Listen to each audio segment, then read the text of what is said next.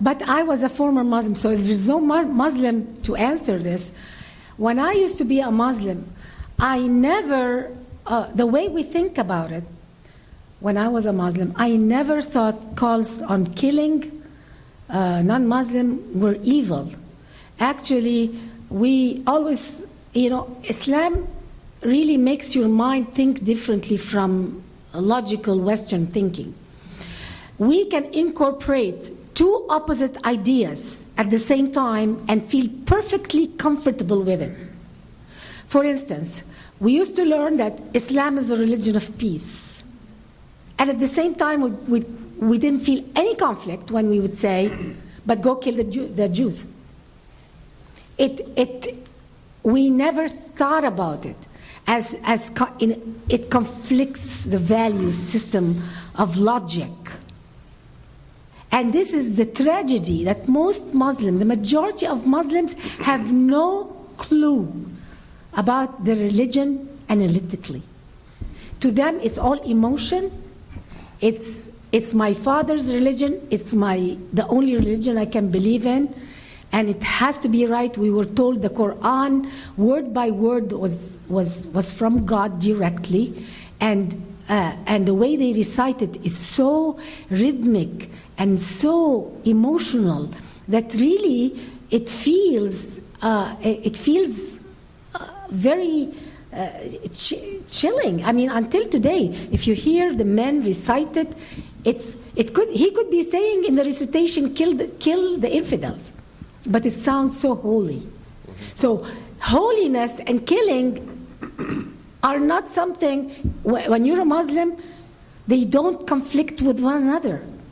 It has become such a sick ideology that Muslims must wake up and examine the religion, really examine the religion. But until today, they don't have the courage to do that. After the revolution in Egypt, I didn't see one person in Tahrir Square carrying a sign that says separation of mosque and state, even though that they know very well that if they apply Sharia, they will never have a democracy. I'd like to add a bit to that about the peace by giving you a quick historical anecdote you might find useful, which is basically the word peace in Islam has an etymological connection to the word submit. And this is actually sort of the game that a lot of Muslims play. They say Islam means peace, and in a way it does. Salam comes from the same root as Islam, which is submit, which is the name of the religion. And it's a kind of a historical thing that Muhammad, according to Islamic tradition, used to send letters to the early Christian kings, for instance, in Egypt and in Constantinople. And he would say, Aslam Taslam. And basically what that means is submit, have peace.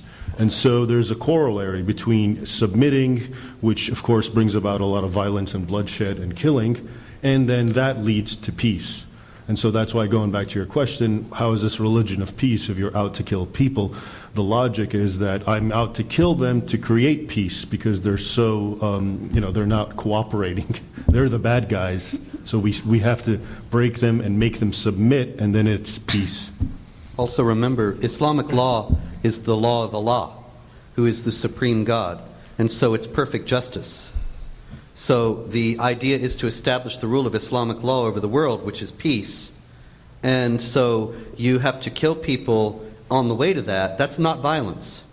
That's justice. It's jihad. And so you have a lot of Muslims condemning terrorism, and then when you look at their statements more closely, they're condemning Israel and the United States, but not like the Twin Towers or the Fort Hood shootings or something like that, because those things aren't terrorism. They're justice in the service of peace.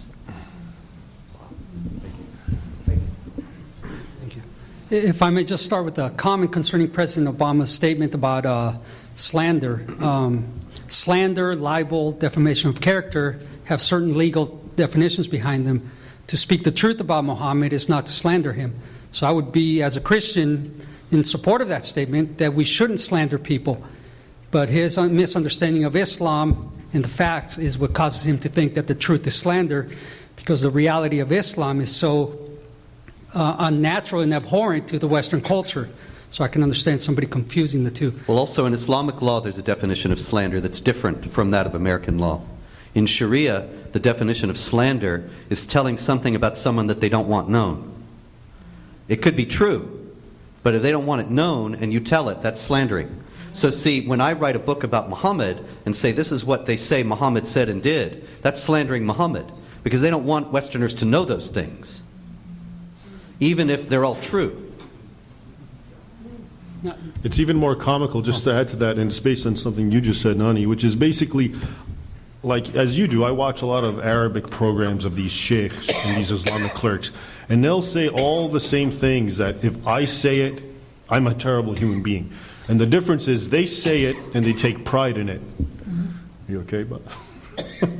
They say it and they take pride. Okay, so for instance, I'll see a program of an Islamic cleric saying it's okay to marry a girl. It really doesn't matter her age. Now, they've concluded 6 or 9 is not the point, her age. The point is, can she bear the weight of the man?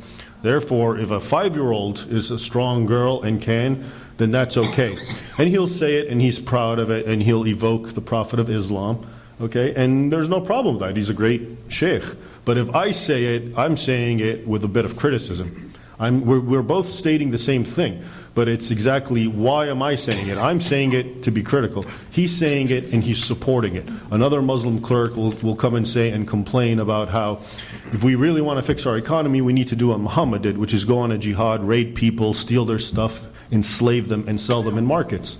And he'll get a loud, thunderous applause for that. But if I say it and then I'm being critical and saying this is not how it should be, then I'm the bad guy. So it's a lot of it has to do with the value judgment, which is sort of something that's been conveyed here. For instance, Muhammad he used to tell people that the urine of the camel and his own urine would cure diseases. Muhammad's urine, okay, that's in some hadith. And today in Egypt, because they're becoming so Islamist, there is a clinic that opened to sell camel urine because Muhammad said so.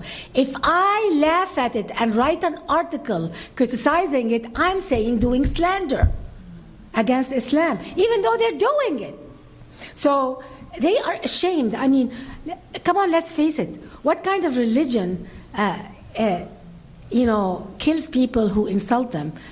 They must really don't have enough confidence in themselves. Islam is a religion that has the least confidence in itself, and that's why any little criticism rocks them. I mean, it goes crazy because they cannot answer you logically. They cannot defend themselves logically, so they resort to terror and violence. The Quran itself says, "O you who believe, do not ask about things which if made plain to you will make you uncomfortable." And so even among Muslims, they say, and they quote the Quran, don't ask too many questions. Don't ask any questions. Believe in it as it is. And that's why when Muslims live in the Middle East, nobody criticizes Islam because it's a crime. But we come to America here, and suddenly Americans are asking us questions, very innocent questions, and we're just like, oh my God, how dare they ask us this question? We've never been asked this question in the Muslim world. You must hate Islam. You must be hating Islam. You're supposed to accept what we tell you as is. And that's why I left the religion.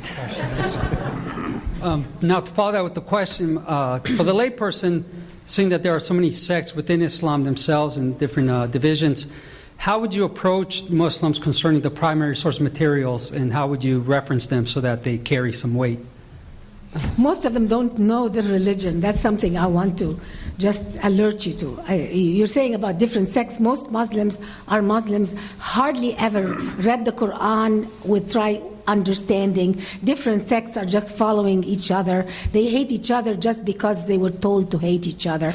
And really, you don't have to go too analytical, because if you know something, most probably a Muslim person doesn't know it. One historical thing, a lot of Muslims, what do they want? They want a caliphate, right? And they always talk about the golden age of the caliphate and how wonderful Islam was and the world was, and it was at peace. And the other day I was looking at the Umayyad and the Abbasid caliphates, and amazingly, the vast majority of the caliphs were all assassinated. And usually when you have assassinations going on, that's an indication of turmoil and chaos. So even the golden age, quote unquote, that is their paradigm that they wish to instill and to bring about, is itself full of bloodshed. Most people who have a mythical golden age, at least it's so, it's utopic, and however hard it is to actually realize it. But even their golden age is full of bloodshed and killing and destruction.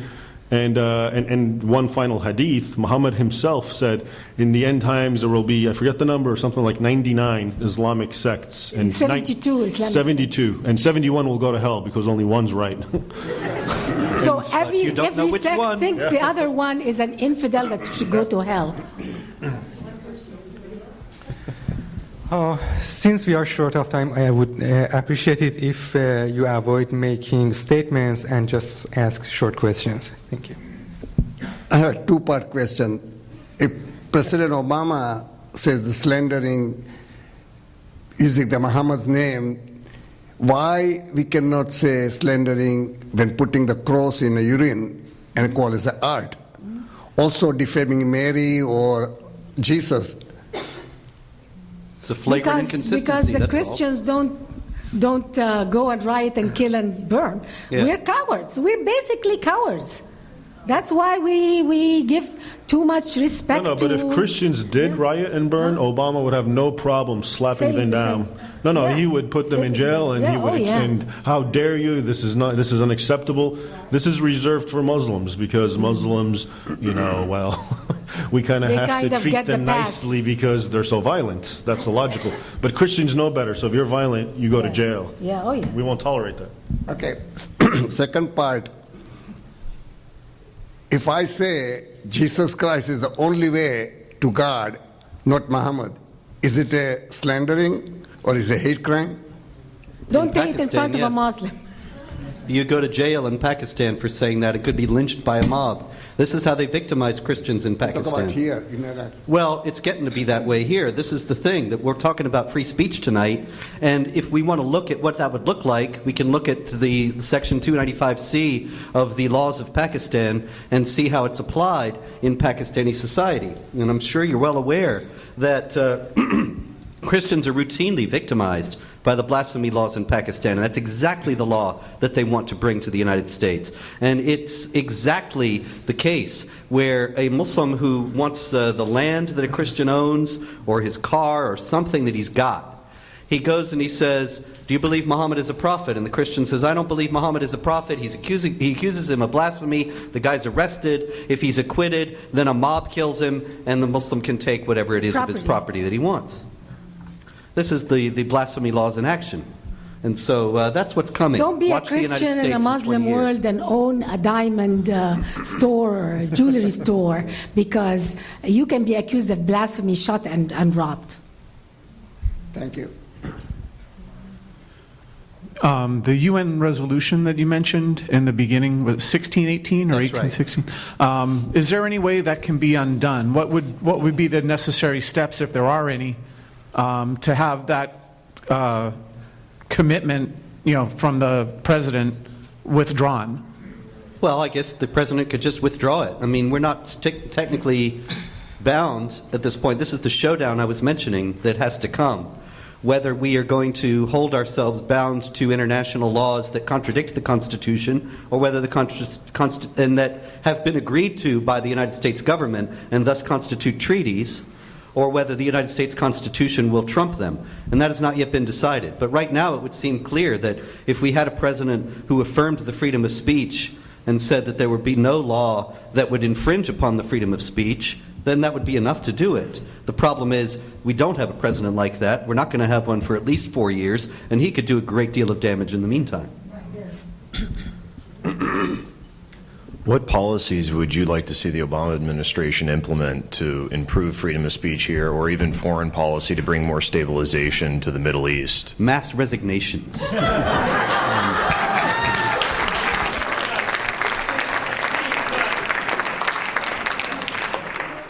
This is something that I alluded to in the talk that I gave earlier, that Petraeus and General Allen had a chance to explain and defend the freedom of speech when Muslims started rioting and killing over the Quran burning or the Muhammad video or whatever the outrage du jour was. And they didn't. And this is what they ought to be doing. They ought to be explaining why the freedom of speech is so important and why even Afghanistan would benefit from having it, and even Pakistan, and even Egypt, and so on. They ought to be, I mean, we really ought to have been doing this for years. We instituted constitutions in Iraq and Afghanistan that affirmed Sharia as the highest law of the land. And that was all about, we're all about the will of the people and democracy and so on.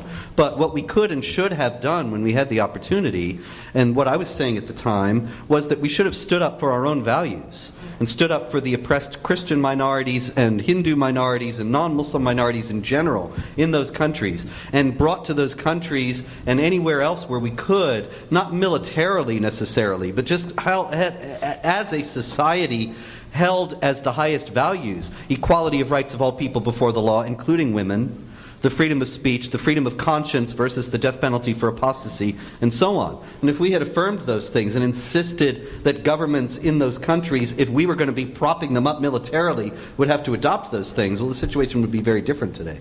There is another thing that I'm noticing in the last few years since Obama took office, that our media and our educational system is making any criticism of Islam almost a shameful thing.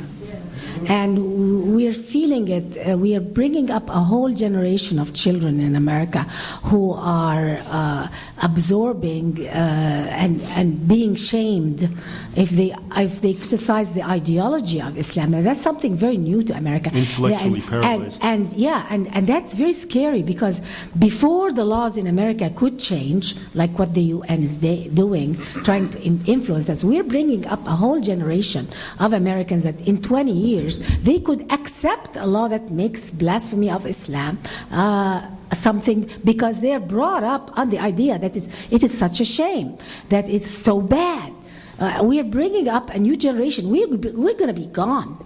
But we're going to live in America that is going to be a culture of pride and shame, which is typical.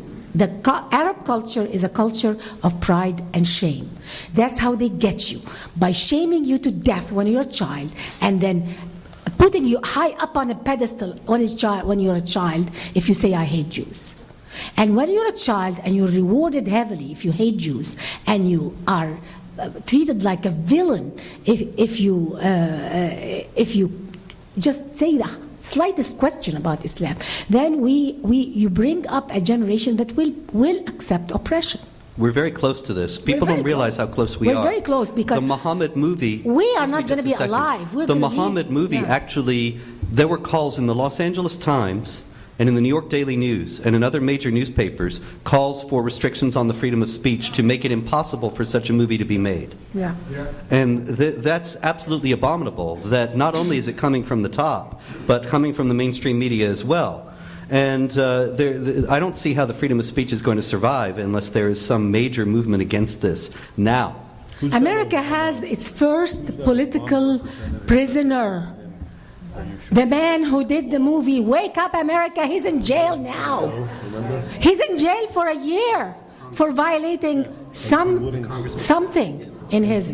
We have our first political prisoner for blasphemy of Islam in America today.